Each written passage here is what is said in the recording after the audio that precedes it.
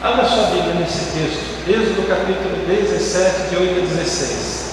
Eu quero ler o texto e depois falar um pouco sobre esse texto para você. Algo muito especial em cima das verdades aqui contidas nesse texto. Capítulo 17, de 8 até o 16. Esse momento é um momento muito especial na vida de Moisés e na vida de mais 3 pessoas. Josué, que vai descer para a batalha, Arão e Hur, que ficam no cume do monte, sustentando os braços de Moisés levantado. A palavra de Deus diz assim para nós: sucedeu que os amalequitas vieram atacar os israelitas em Refidim. Então Moisés disse a Josué: escolha alguns dos nossos homens e lute contra os amalequitas. Amanhã tomarei posição no alto da colina com a vara de Deus em minhas mãos.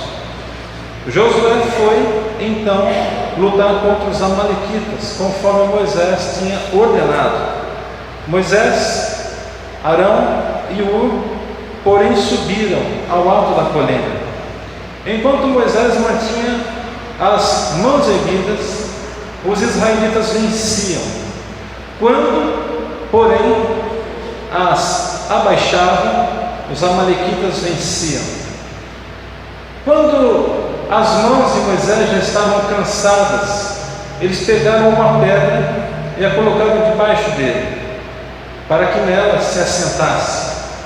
Arão e Hur mantiveram erguidas as mãos de Moisés, um de cada lado, de modo que as mãos permaneceram firmes até o pôr do sol.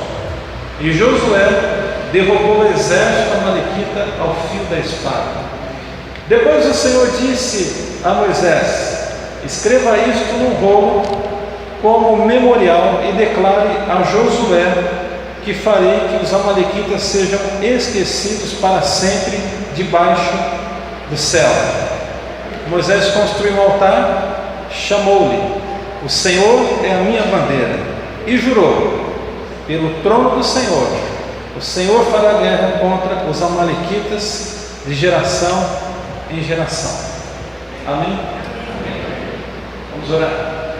Por favor, Senhor, abre a nossa razão, abre o nosso entendimento, abre os nossos ouvidos e os olhos espirituais, para que nós possamos ser nesta noite impactados, tocados, profundamente abalados pela verdade da Tua Palavra.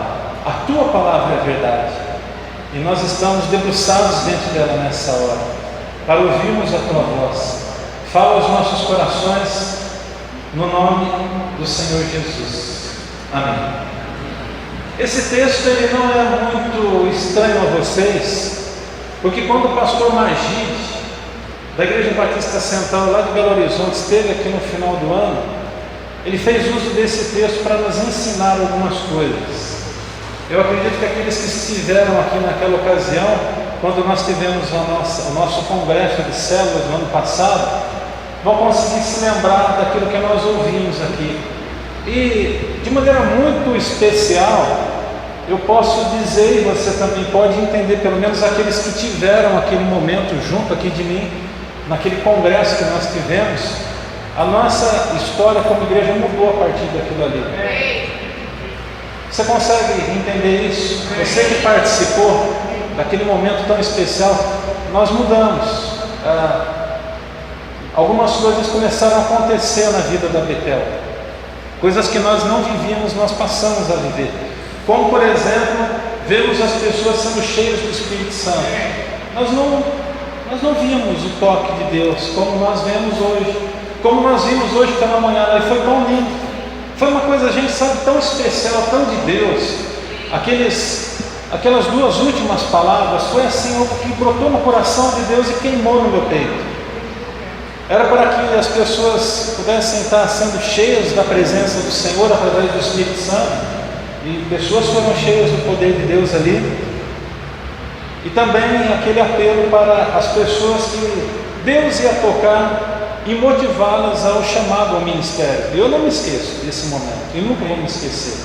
Porque hoje de manhã Deus semeou coisas espirituais no nosso meio, muito especiais e muito profundas. O objetivo de tudo isso, você não precisa ter nenhuma certeza, nenhuma dúvida de que é para a expansão do reino de Deus aqui em Itanhaém e aonde nós colocarmos a planta do nosso pé, em nome de Jesus. O pastor Júlio é um amigo tão querido meu. Ele é pastor lá em Guarulhos, na Igreja Batista do Jardim Célia. E o pastor Júlio é uma das pessoas assim que eu tenho mantido contato ao longo dos anos e que depois de viver tudo aquilo que a gente viveu, continua me amando do mesmo jeito, expressando o mesmo carinho, as mesmas afeições. E o pastor Júlio pregou aqui no ano passado, você vai se lembrar, no aniversário da Betel. A esposa dele, ela está com câncer e eles têm sido sustentados pelas nossas orações. Nós temos orado pelo pastor Júlio e pela vida da Rose. Se você não tem orado, por favor, ore. Ela está num processo, um tratamento, ela passou por cirurgia, teve a sua voz afetada, teve que fazer traqueostomia, enfim. Mas hoje avança nesse tratamento. E o pastor Júlio, no olho do furacão que ele estava vivendo, um dia, ele mandou para mim uma imagem. Eu não vou reproduzir ela aqui, apenas vou citar. E qual era a imagem? Era a imagem de um homem, né? Aparentemente era a representação desse momento aqui da história, mas era Moisés com a vara de Deus sendo segurada pelas suas duas mãos, de um lado e do outro lado Arão. E aquela imagem, ela ficou assim estampada na minha mente. E eu comecei a perguntar para Deus o que Deus queria mostrar para mim a respeito daquela imagem e desse texto, porque na sequência ele colocou esse texto, ele mandou para mim essa imagem e esse texto. Isso já tem um bom tempo, pelo menos uns 6 meses. E dia após dia, momento após momento, pessoas que eu não conheço, pessoas de longe, daqui, que não sabem o que a gente está vivendo aqui, tem mandado para mim exatamente esse texto. Então esse texto, ele traz consigo nessa noite algo que Deus tem falado muito ao meu coração, mas eu ainda consigo entender que Deus ele quer deixar algumas coisas ainda muito mais claras para mim a respeito das verdades aqui desse texto. Eu queria fazer um convite para que um líder de célula viesse aqui à frente nesse momento. Só um líder de célula, um só. Ailton, sobe aqui por favor. Pode deixar o seu caderninho ali embaixo para mim? Pode deixar mesmo isso. A caneta também. Você vai ficar parado aqui. Pode levantar suas mãos para o alto. Fica assim, por favor. Pode ficar aí, enquanto eu vou pregando, tá bom? Amém? Fica assim, tá? A hora que você sentir o seu braço cansado, você não precisa falar nada para mim. Você vai continuar com a sua mão levantada e vai caminhar aqui pertinho de mim, que eu sei que vai ser assim. Aí eu vou terminar o meu pensamento, vou terminar a minha reflexão, aí eu vou fazer uma outra coisa. Mas você continua com a sua mão levantada. Não espera gemer não para, sabe? Entendeu? Amém? Você não vai ficar prestando atenção no Ailton, por favor. Você vai prestar atenção na palavra de Deus. Você fica olhando para mim, em nome de Jesus. E nós vamos compartilhar algumas coisas que Deus reservou para nós. Eu queria iniciar essa palavra nessa noite dizendo o seguinte. E quero que você abra o seu coração. A primeira expressão, ela tem uma relação muito direta com a nossa santidade na presença de Deus. E eu quero dizer para você, nesse início de palavra dessa noite, o seguinte: não pecar é indispensável e avançar é uma ordem. Não pecar é indispensável e avançar é uma ordem. Nós vamos pensar nessa noite sobre esse tema Ele nos deu, precisamos avançar. Nós estamos diante da primeira batalha enfrentada pela nação de Israel. Simplesmente, de um dia para o outro, esse rei dos amalequitas decidiu se levantar contra os filhos de Israel, lá em Refidim. E Moisés, então, ele chama Josué.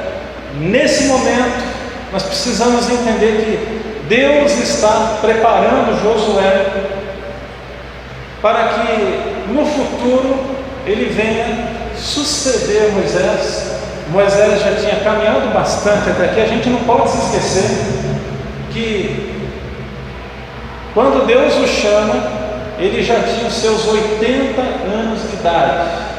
80 anos de idade. Quando ele nasceu, ele quase morreu por conta daquela perseguição dos egípcios a respeito das crianças. E Deus livrou. Ele foi criado no palácio de Faraó. E graças a Deus, por um ato de misericórdia, a própria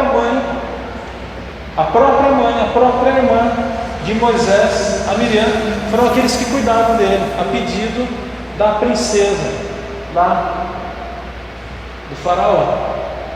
E ele cresceu. Os primeiros 40 anos da vida dele foram comendo e vivendo o melhor que vocês possam imaginar. O pai dele era o soberano, padrasto, vamos dizer assim. Ele foi ensinado na melhor cultura da época. A cultura egípcia era muito avançada, era a grande potência do momento, na história, era a grande potência. E ele aprendeu com os melhores professores, com as melhores pessoas.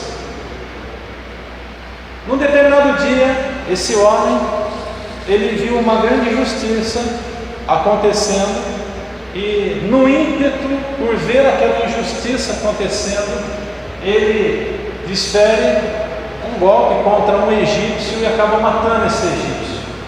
E ele corre e vai enterrar aquele homem na areia, mas alguém estava observando.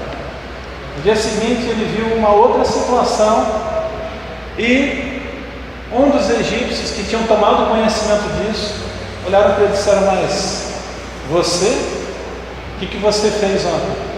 Ele fica com medo e foge. Ele vai embora e se lança no deserto. Os primeiros 40 anos foram anos regados de muita provisão, do melhor da cultura e de tudo mais. Os segundos 40 anos foram anos de fuga. Quando no final desse segundo período, desse segundo ciclo de 40 anos, Deus visita ele através de uma sarça ardente. Ele é chamado por Deus para libertar o povo de Israel lá do Egito. Sinais e maravilhas acontecem a partir da vida daquele homem. Foram coisas fantásticas, extraordinárias, nunca vistas antes. E ele então conduz toda a nação de Israel para fora do Egito. Nesse momento, nessa condução, Deus vai levantando pessoas para estarem do lado de Moisés. Deixa eu parar um pouquinho aqui e tentar levar você a entender uma coisa. Na nossa vida, nós vivemos ciclos. São ciclos. Eu estou no ciclo da minha vida. E eu posso garantir para você que é o melhor ciclo da minha história. É o melhor momento da minha vida. E eu não vou deixar passar nada pelo vão do meu dedo, assim como eu espero que você não deixe nada passar pelo vão do seu dedo, no nome de Jesus. Não deixa nada passar pelo vão do seu dedo. E os ciclos, eles acontecem na nossa vida porque Deus tem propósitos de nos ensinar algumas coisas. Então para um pouquinho aí, respira fundo e consiga entender uma coisa. Se até hoje você viveu do bom do melhor, pode ser que você esteja entrando num momento de dificuldade. Não é para se desesperar, porque tudo passa. Embora esse tempo do deserto na vida de Moisés foram 40 anos, Deus estava preparando a sua vida para aquilo que viria. E quando Deus prepara a nossa vida para o que virá, Ele vai plantando pessoas em nossa volta. Ele vai colocando vidas na nossa vida. Ele vai despertando corações, Ele vai despertando pessoas. Ele vai despertando pessoas. E é muito interessante que existem alguns ciclos na nossa vida que nos levam a lutar, a avançar, a fazer a diferença. Mas nos ciclos da nossa vida, como eu disse, Deus coloca a gente do nosso lado. Vai ter gente que Deus vai colocar do nosso lado que vai descer para a batalha contra os amalequitas. Mas vai ter gente que Deus vai levantar para vir nos socorrer. Agora, vagarosamente, eu preciso de 2 voluntários. Eu preciso, vagarosamente. Olha, o amor do filho como é. Ele correu para sustentar o braço do pai. O Arão já está vindo aqui com a cadeira, com a pedra.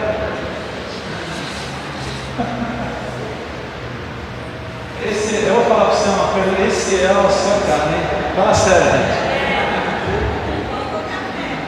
O seu cara, ele já trouxe a pedra junto, já colocou a coisa sentada. Pode abaixar um pouquinho, senão daqui a pouco começar a dar piripaque na luta aí. Segura aqui um pouquinho mais baixo, senão a circulação vai estar meio dificultosa. Agora vocês dois vão ter que segurar a bronca e ficar de pé até o fim do culto, só isso, tá bom? Fica aí, por favor. Dá para ficar um pouco mais aí? Segura as pontas aí, tá? Daqui a pouco a gente dá uma aliviada para vocês. Então, olha só, Deus ele vem e vai colocar pessoas do nosso lado, vai colocar homens, vai colocar mulheres do nosso lado, mas vai levantar gente como Josué. E eu preciso de um Josué aqui agora. Vamos lá, cadê o Josué? Quem que vai ser o Josué? Marcão. Pode ficar aqui embaixo, não. Você vai ficar embaixo da colina. Você vai ficar na guerra, Marcão. A gente está aqui em cima, ó, esses irmãos estão aqui. O Moisés, o Arão e o Ur estão aqui para estender a mão sobre a tua vida. Não deu nem tempo de você perder a batalha, porque o Ur já correu, pegou a cadeira, Beto colocou aqui, então a mão para levantar direto só a vitória, né? Graças a Deus. Estou brincando, Marcão, pode sentar lá. Obrigado, irmão. Vocês podem sentar também. Obrigado. Eu não vou segurar vocês até o fim do culto, não, porque seria uma tremenda injustiça da minha parte. E porque vocês também não iam conseguir prestar atenção na mensagem, né? Então, olhando para cá, a gente só tentou ilustrar um pouquinho. Você viu que o Ailton não conseguiu ficar muito tempo com o braço levantado, não. Não conseguiu ficar muito tempo. Quanto tempo foi? Eu não contei, mas não foi 15 minutos. Não, 10 minutos. Não foi 10 minutos. E assim acontece nas nossas vidas. Por que tem gente que está com a língua de fora? Por que nós temos, às vezes, líderes de célula que estão com a língua de fora? Porque está faltando gente amparar os braços deles. E tem líder de célula que a gente sabe que está com a língua de fora. Porque está correndo, está fazendo, está acontecendo, está indo, está legal, mas precisa de apoio, precisa de gente do lado. Muito bem, gente.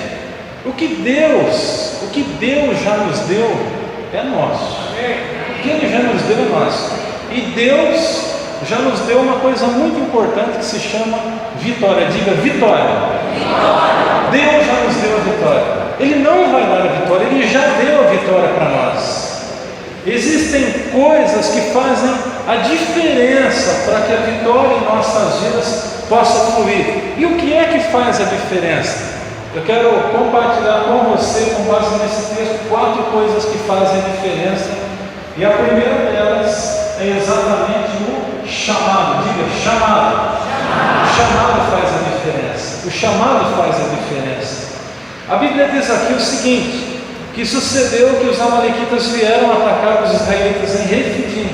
Então Moisés disse a Josué, por que foi Moisés que toma a dianteira e chama Josué para dizer, olha, você precisa descer para a batalha, porque ele era o líder, ele tinha o chamado de Deus. E qual era o chamado que Deus tinha colocado na vida de Moisés? De conduzir o povo, e de conduzir o povo para a vitória, de conduzir o povo para viver o melhor de Deus. Embora aqui nós não possamos nos esquecer de que o tempo todo a nação de Israel estava reclamando, buzinando na orelha de Moisés, reclamando o tempo todo. E a exemplo de Israel, a gente não pode seguir essas pisaduras. O líder é aquele que ocupa a posição. Você que é líder de célula, você já tem uma posição que está ocupada. O nosso chamado, ele reside em duas coisas. E não é diferente com o chamado que Deus deu para nós como Betel. Nós temos que ter duas coisas. Primeiro, a nossa visão. E em segundo, nós temos que ter a nossa missão. A nossa visão, a grande maioria de vocês já conhece. E nós vamos recitar aqui nessa noite, assim como fizemos de manhã. Mas eu quero que seja uma coisa muito bonita, bem forte. Ah, tem que mudar, né, Wilson? Muito bem. Alcançar a Baixada Santista através de relacionamentos. Não é só isso aqui, também está muito pequeno, né, Rosana? Está muito pequeno para nós. Alcançar a Baixada Santista, até porque a gente tem gente em outras cidades, tem gente em Cariri agora, né? Tem gente lá em Mongaguá, e assim por aí. Então vamos todos juntos recitar a nossa visão. Depois a gente tem que mudar isso aí, né? Vamos lá, todo mundo junto? Alcançar a Baixada Santista através para Jesus, né? Faltou. Então vamos lá para ficar bem bonito. Vamos lá? Alcançar a Baixada Santista para Jesus através de relacionamentos. E nós temos um chamado. E qual é o nosso chamado? Alcançar a Baixada Santista para o céu. Esse é o nosso chamado.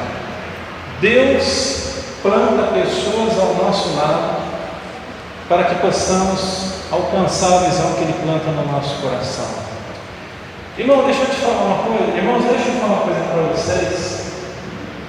Existem coisas que vão tentar atrapalhar o cumprimento dessa missão e o cumprimento da nossa visão. Mas nós não podemos abrir mão. Nós não podemos abrir mão. Nós temos que continuar com o nosso coração no foco, com o nosso coração alinhado com o coração de Deus, avançando, custe o que custar, enfrentando seja lá o que for. Sabe, às vezes as pessoas, elas dizem assim, nossa, tem um levante tão forte das trevas contra mim, mas gente, desde que o mundo é mundo, e que existem servos de Deus na face dessa terra, as trevas já estão inflamadas contra nós.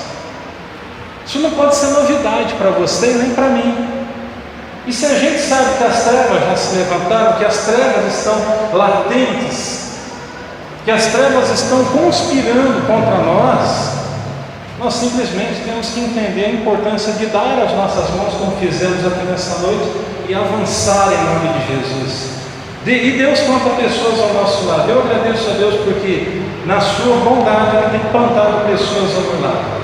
Mas há uma outra coisa tão importante que nos abençoa para que possamos avançar. Ele nos deu e nós precisamos avançar. A primeira coisa é o chamado.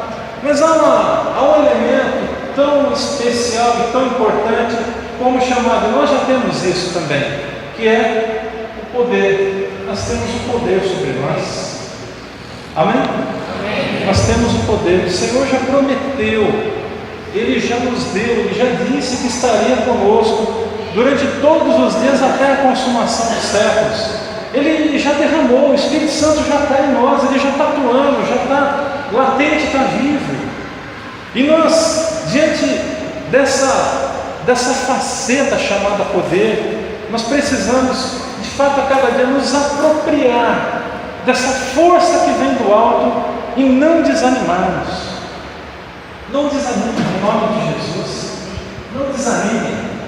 Sabe, se você hoje está encontrando alguma dificuldade em alguma coisa, se você está encontrando alguma dificuldade para perseverar nos caminhos do Senhor, se você está encontrando alguma dificuldade na expansão da sua célula, na sua liderança, naquilo que Deus tem colocado diante de você, não é hora para desespero, mas é hora, quem sabe, de abrir o coração e entender que Deus está colocando gente do teu lado para sustentar a sua vida e a sua fé.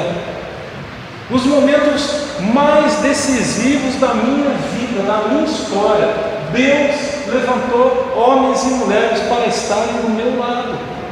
E tem sido assim, tem sido exatamente desse jeito. Então, gente, existe um poder sobre nós. O texto lá no verso 11 diz: enquanto Moisés mantinha as mãos erguidas, os israelitas venciam. Gente, o que isso significa para nós? Significa dizer que enquanto a mão da liderança estiver levantada, a vitória vai acontecer lá no vale. Enquanto a mão do pastor, do líder que Deus colocou na vida da igreja, se mantiver erguida, como declaração de bênção, como sinônimo de paz, de vitória, o povo vai vencer, vocês vão vencer. Só que assim, para que os meus braços continuem levantados, eu vou precisar de gente do meu lado. E aí eu consigo compreender que Deus, na sua grandeza, já tem levantado, mas há de levantar pessoas para estarem mais próximas de nós e mais ainda alinhadas ao nosso lado. Por quê? Porque nós precisamos de pessoas para avançarmos. O reino é composto de gente. O reino de Deus é composto de gente, de você e de mim. E é tão bom quando nós temos gente do nosso lado que entendeu a visão, que entendeu os propósitos de Deus, que caminha junto, que olha para a mesma direção e que vem para simplesmente dizer: olha, eu estou aqui, vamos em frente. É muito gostoso isso, é muito especial. Quando a gente pensa no futuro, no nosso futuro como igreja, nós desejamos verdadeiramente, gente, pelo menos é o que Deus tem plantado e tem fortalecido muito no meu coração. Nós desejamos, eu desejo muito que Deus nos dê os recursos necessários para a gente ter outros pastores aqui na igreja, outras pessoas aqui na igreja, para dar um tempo integral juntamente de mim, para serem pastores da Betel juntamente de mim, para serem pessoas que vão nos auxiliar, que vão nos ajudar, que vão nos ajudar na condução, vão nos ajudar para vencer o senso de inadequação. Deixa eu te falar uma coisa, precisa estar presente, tá? Porque senão Deus não vai ser Deus. E eu quero falar com você nessa noite que o tempo todo Deus está sinalizando, Deus está apontando, Deus está falando, e você fala assim: Senhor, mas eu não me sinto capacitado. Eu não sinto, Senhor, que eu vou conseguir. Eu não consigo, Senhor Deus, avançar, porque parece que tem alguma coisa ali prendendo. E quem sabe que está te prendendo é o teu próprio coração. Porque se o orgulho bater no teu coração, então não adianta Deus ser Deus na tua vida. Deus não vai ser Deus na tua vida, você vai ser o seu Deus, você vai ser o seu Senhor. Então, se nessa noite nós temos homens e mulheres que já foram chamados por Deus e sentem nos seus corações aquele senso de inadequação, e que estão caminhando, e que estão correndo, e falam assim: Senhor, mas o tempo está passando, nada está acontecendo comigo. Eu quero dizer que Deus tem um propósito na tua vida. Eu sinto isso todos os dias. Eu sinto isso todos os dias. Não se assusta não. Mas eu me sinto pequeno. Eu olho para tudo que nós temos que viver e fazer e desenvolver, e as necessidades, as coisas que são latentes, são gritantes, são urgentes, e eu falo: Deus, é só o Senhor. É só o Senhor que pode. Eu não posso, Senhor, eu não consigo. Mas, gente, tem uma coisa que define quem são as pessoas chamadas por Deus: a disposição. Diga: disposição. A disposição. Você precisa se levantar e se colocar na brecha e dizer: Senhor, eu quero. Quando a gente diz para Deus: Senhor, eu quero, e quando nós trazemos para o nosso coração aquele senso de inadequação, isso então vai gerar na nossa vida, e a partir da nossa vida, o poder de Deus. O poder de Deus só vem na vida de pessoas quebrantadas. O senso de inadequação é para servos. Servos. E nós precisamos de servos. Deus te chamou para caminhar em poder, e caminhar em poder é não ser orgulhoso. Sabe? Quem sabe? Deus ainda não foi Deus na sua vida, porque você chamou muita força para o seu braço. Você quis fazer muita coisa do seu jeito, quem sabe até dentro do seu chamado. Você falou assim: Deus, eu vou. Deus, eu já estou indo. Eu não estou dizendo que o despertamento não é importante, que esse despojamento de si não seja importante, mas eu quero dizer que tem que ser algo gerado no coração de Deus. Porque se não for algo gerado no coração de Deus, para a tua vida vai ser frustração. E para as pessoas que estarão debaixo, quem sabe, da sua liderança, também vai ser frustração. Sabe por quê? Porque tem gente que Deus chama e tem gente que se chama. Tem uma grande diferença nisso. Quem se chama não significa que é chamado por Deus. Agora, quem Deus chama, os homens podem dizer: esse aí, Deus está com ele? Importa o que Deus disse. Deixa eu te contar uma coisa. Lá na minha época de seminarista, há uns bons anos atrás, na igreja que eu era membro, nós tínhamos muitos seminaristas. A igreja era sustentável integralmente naquela época, no seminário, mais ou menos uns 10 seminaristas ou mais. E eu cheguei lá no interior do estado de São Paulo, em São José dos Campos, para atuar como voluntário num projeto missionário sem ganhar nenhum centavo. E Deus fez uma reviravolta no espaço de 2 ou 3 meses, quando o pastor da igreja me chamou e falou assim: Alexandre, você quer estudar teologia? Eu falei: pastor, é o meu sonho, eu quero muito. Eu falei: então a igreja vai te apoiar, nós vamos pagar o seminário para você. A igreja pagou integralmente os 4 anos de seminário para mim, integralmente, pagou. E o pastor disse assim: você tem disposição para assumir esse trabalho? Era um trabalho numa congregação, irmãos, que tinha fechado as portas, em São José dos Campos.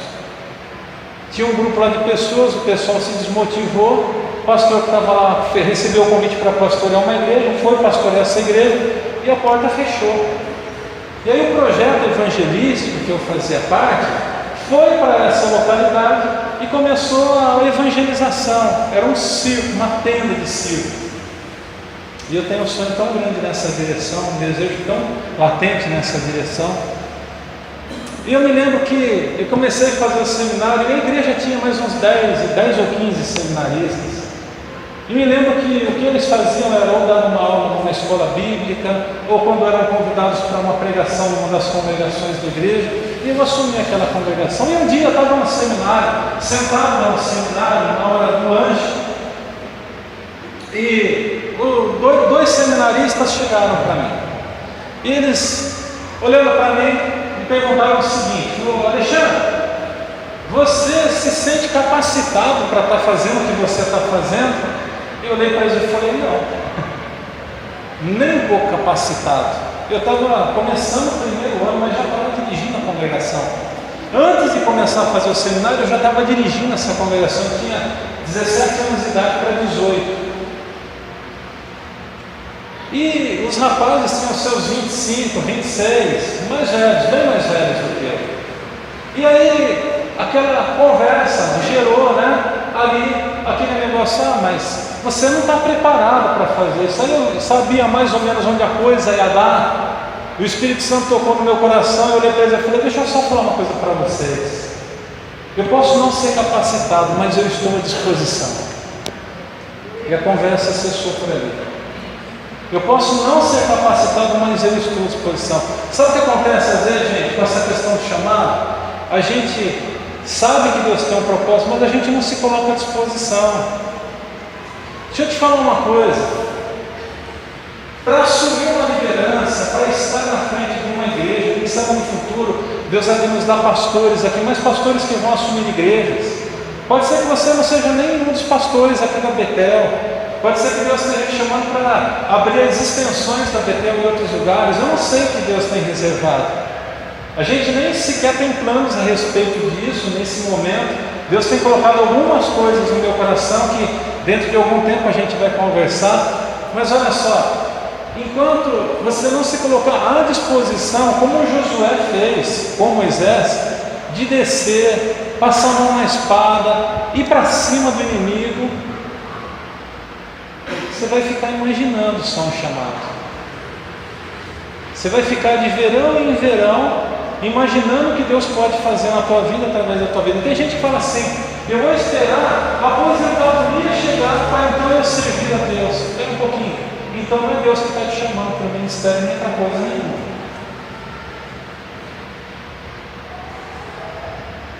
Ah, eu vou esperar ficar mais velho. Você vai dar o final lá para Deus, quando Deus quer o seu vigor,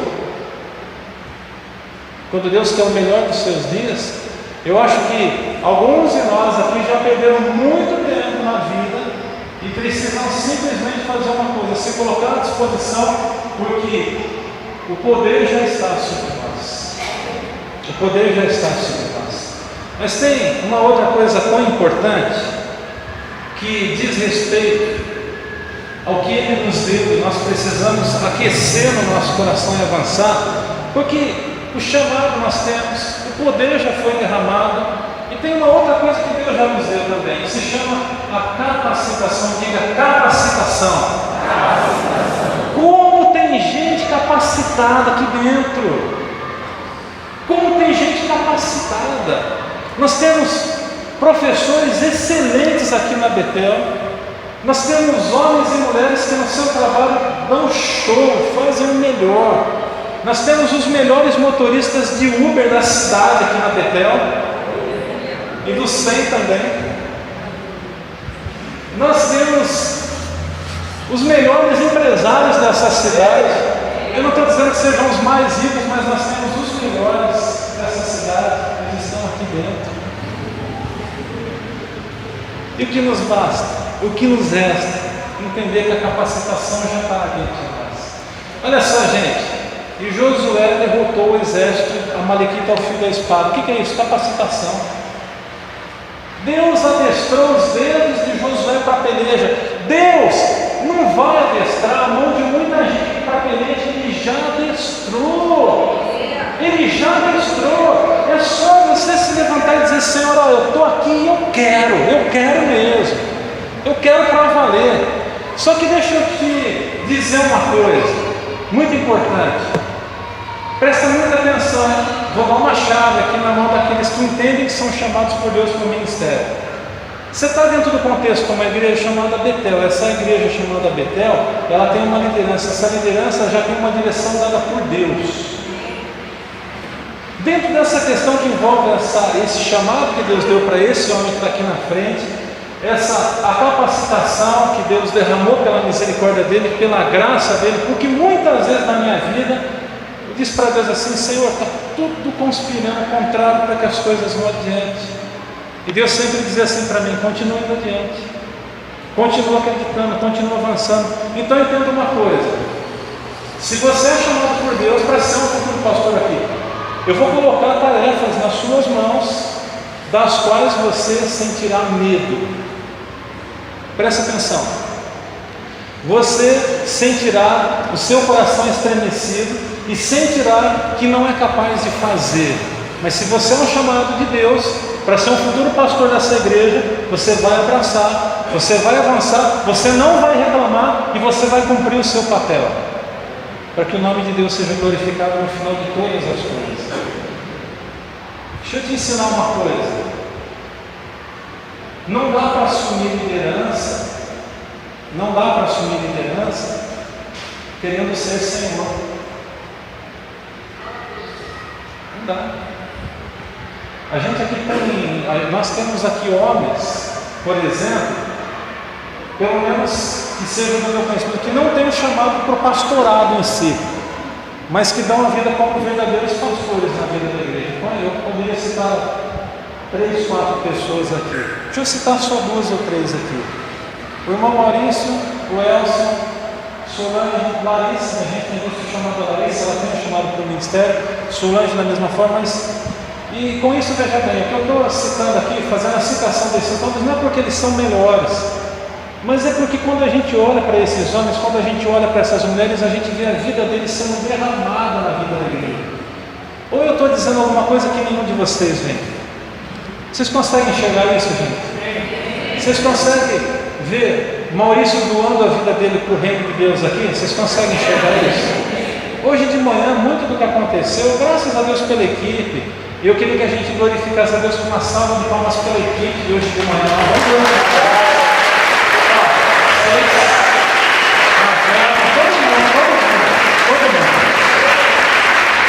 Não vou nem pedir para ficar de pé, mas teve uma equipe lá que organizou, que correu atrás, né? Durante a semana, o Juliana, o Maurício, o Elson, quanto ele doou a vida dele para a igreja. Você consegue enxergar que o Elson doou a sua vida para a igreja? Você consegue enxergar que a Solange doou a vida dela para a igreja? Você consegue enxergar que a Larissa doou a vida dela para a igreja? Você consegue enxergar que a Denise doou a vida dela para a igreja? E tem outros mais que eu poderia citar aqui, muitos outros. Só que assim, essas pessoas, entre outras pessoas que eu poderia citar aqui o nome, são gente que entendeu que o campo de batalha está ali e que precisa avançar. Quem sabe o que vai fazer a diferença dentre aqueles que são chamados e os escolhidos dentre os chamados é simplesmente o fato da gente ver que eles já estão fazendo, é simplesmente reconhecer, só isso. E Josué tem o reconhecimento, e o reconhecimento empurra ele para frente da batalha. Aí você vai olhar para Moisés e falar assim: Moisés ficou de boa lá, não ficou de boa nada, mas ele estava guerreando, ele estava na brecha, ele estava ali ó, intercedendo, clamando a misericórdia. Sabe, hoje de manhã eu me senti como Moisés, viu? Sabe por quê? Eu me lembro do tempo e de tantas vezes, eu não quero dizer que eu também não faça isso hoje, mas de tantas vezes que a gente tinha que correr, que fazer, que carregar a cadeira, que fazer aquilo. E hoje a gente carrega a cadeira, também carrega a cadeira. Também carrega a cadeira. Tem necessidade, a gente manda o braço, vai para cima para ajudar. Agora, se você corre de carregar uma cadeira, teu chamado não fica nisso. Eu não estou falando que carregar a chaneira traduz o seu chamado, mas a gente observa esse tipo de coisa. Isso é muito importante. E eu me lembro assim que quantas vezes, irmãos, a gente, naquele trabalho que eu falei para vocês, que eu era garota ainda, eu fui lavar banheiro, eu tinha que lavar o banheiro, limpar o salão para o culto, limpar as cadeiras sozinho, lavar minha roupa, limpar minha casa, estudar, fazer visita sozinho. Pastor, por que você está se engrandecendo? Não, eu não estou me engrandecendo, eu só estou dizendo o seguinte, que se Deus chamou a gente para fazer alguma coisa para o reino dele, a lição de casa precisa ser muito bem feita. E eu posso dizer com muita alegria, muita satisfação diante do Pai, que para a glória do nome dele, não é para a minha glória não, irmãos, não é para a minha glória, a lição de casa eu fiz bem feita e continuo fazendo. Continuo fazendo com todo o meu amor, com todo o meu carinho. Então, observa que a capacitação já é presente. Sempre haverá uma voz para dizer para você o seguinte: você não pode, você não é capaz, você não consegue, etc, etc, etc, e sussurros do inferno. Enquanto você fica dando ouvido para a voz do diabo, ou para a voz da sua consciência que ainda não foi tocada pela graça de Deus, porque tem esse problema também, que às vezes há uma luta no coração da gente, é gente lá dentro, a nossa alma, a alma gritando alto, a alma falando, né? Sentimento, emoção falando alto, e o Espírito está ali, naquela luta, né? Naquela luta interna, aquela coisa que é só Deus mesmo. Então clama o sangue de Jesus e pede para o Senhor te ajudar e repreenda todo o sussurro do inferno sobre a tua vida. Para de ouvir as mentiras do diabo. Para de ouvir as mentiras do diabo. Ele é um derrotado e ele vai querer derrotar outras pessoas e levar pessoas para um caminho de derrota junto dele. Por último, meu querido, há uma unção sobre nós já temos a unção de Deus. Depois o Senhor disse a Moisés: escreve isso no rolo como memorial e declare a Josué que farei que os amalequitas sejam esquecidos para sempre debaixo do céu. Moisés construiu um altar e o chamou: Senhor é a minha bandeira. O que nós temos feito com a unção que já foi derramada sobre a nossa vida. Dizer o Senhor é minha bandeira é dizer: a unção está comigo. Só pode dizer que o Senhor é a bandeira aquele que já recebeu a unção, e ele recebeu a unção de Deus, a unção de Deus já era sobre a vida dele. Pastor, que negócio que é esse de unção? O que é isso aí? A unção é um toque do Espírito Santo sobre a tua vida, que te capacita de forma natural e de forma sobrenatural para avançar. É um toque de Deus, e esse toque de Deus se manifesta de formas diferenciadas. Tem gente que quando recebe o toque de Deus, a unção de Deus, se desmorona, cai no poder do Espírito. Tem gente que recebe simplesmente um toque tão profundo e começa a sentir aquele peso da glória de Deus. Durante muitas vezes na minha jornada, o que eu senti foi o peso da glória de Deus. Eu estava orando e sentia a presença de Deus de tal forma que eu não podia fazer outra coisa senão, sabe fazer o quê? Dobrar o joelho e me humilhar na presença de Deus e dizer: Deus, como é boa a tua presença, Senhor, eu não mereço a tua presença, mas que bom que é a tua presença. E Deus derramando a sua graça, a sua misericórdia, a sua bondade. Pare de acreditar nas mentiras do diabo. Ele quer destruir, minimizar e desacreditar a unção que Deus já te deu. Deus já te deu. Mas ele é um encardido de um miserável que vai tentar buzinar no seu ouvido. Ele vai tentar arrancar, sabe, aquilo que Deus já falou para você, que deixou claro.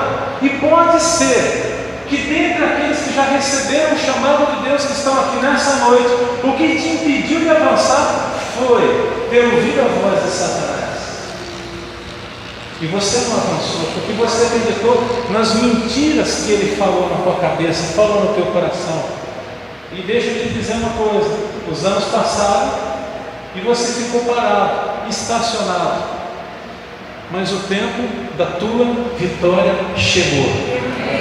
E esse tempo é chamado agora, não é amanhã. Nós não temos que alcançar a nossa região amanhã, é agora, é hoje. Nós não temos que evangelizar amanhã, temos que evangelizar hoje. Nós não temos que orar pelos enfermos amanhã, tem que ser hoje. Sabe por quê? Porque nessa noite Jesus pode voltar e a gente não vai ter cumprido o nosso papel, a nossa missão. Então é hoje, é ontem, é para agora, é aqui, é nesse lugar. Deus nos deu esse lugar por quê? Para quê? É lógico que a gente quer fazer muita coisa e viver muita coisa aqui nesse espaço. A gente não está aqui nesse espaço por um acaso, a gente não recebeu isso aqui, sabe? E para a gente ali, sabe, no mês a mês, só os irmãos, alguns irmãos aí sabem a luta que é, mas Deus tem nos dado a graça. E por quê? Porque Deus tem um propósito.